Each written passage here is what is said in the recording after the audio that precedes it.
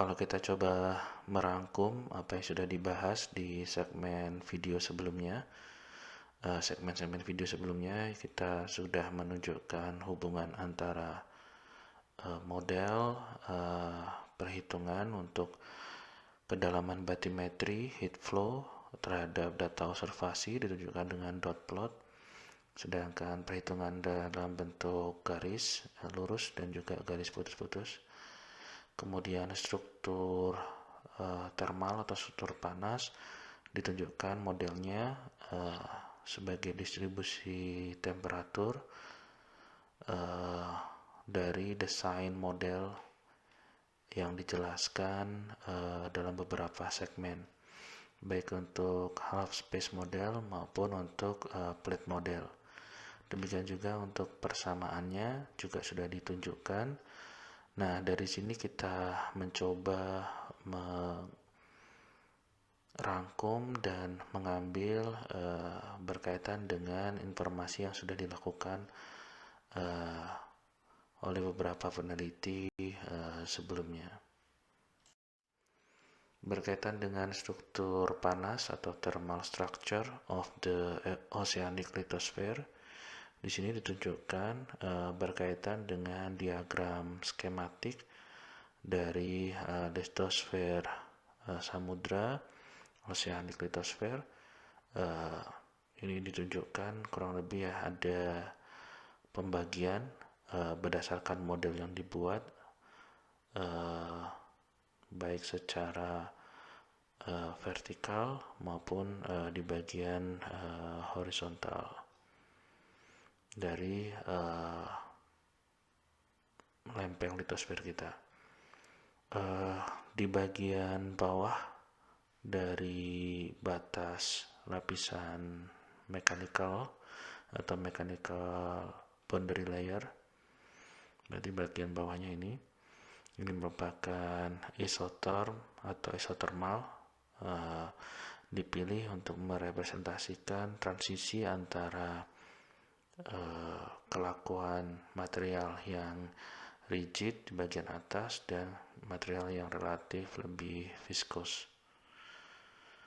Kemudian di bagian bawah dari thermal boundary layer, bagian sini ini juga merupakan isothermal, dipilih dari model kita ini untuk mewakili gradien temperatur yang relatif tepat berkaitan dengan posisi di bagian bawah dari lempeng yang rigid, begitu ya. Kemudian di bagian atas dari mantel, di bawah lapisan thermal ini, gradien temperaturnya untuk yang di mantel ini didekati dengan adiabatik. Ya, itu nanti mungkin ada pembahasan, tapi ini berkaitan dengan mantel ya. Mungkin pembahasan yang lebih dalam lagi. Sementara kita fokus di bagian litosfer dan juga kerak, begitu.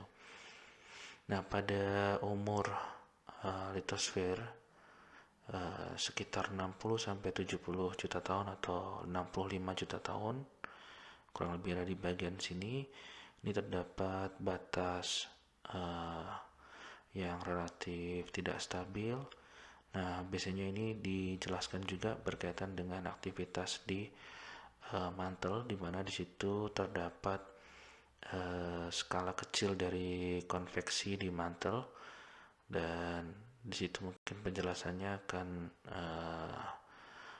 ditunjang, terutama pembahasan berkaitan dengan konveksi ya, konveksi terutama di bagian mantel, begitu. Nah, mungkin ada juga penelitian yang sudah dilakukan orang sebelumnya berkaitan dengan struktur thermal atau struktur panas di oceanic lithosphere ini, berkaitan dengan heat flow di mantel ini sekitar 38 kali 10 pangkat minus 3 watt per meter persegi, dan ketebalan equilibrium dari mechanical boundary layer ini kurang lebih mendekati 90 km ketebalan ini dengan menggunakan nilai 38 kali 10 pangkat minus 3 watt per meter persegi untuk heat flow dari mantel. Tentu saja ini perlu dibahas mungkin dengan model berkaitan dengan posisi dari mantel yang ada di bawah dan juga ada thermal boundary. Jadi sebelumnya kita baru membahas berkaitan dengan struktur thermal yang ada di bagian litosfer, dan kajian lebih lanjut di bagian mantel ini adalah informasi yang kita dapatkan dari catatan kita. Oke, dan di bagian umur litosfer yang relatif lebih tua, ini cenderung akan menuju keseimbangan equilibrium, jadi berkaitan dengan ketebalan litosfer yang akan relatif seragam begitu. Oke, demikian pembahasan kita untuk oceanic heat flow. Kita akan lanjutkan di video selanjutnya berkaitan dengan kasus yang lain atau kasus selanjutnya. Oke, terima kasih. Semoga bermanfaat.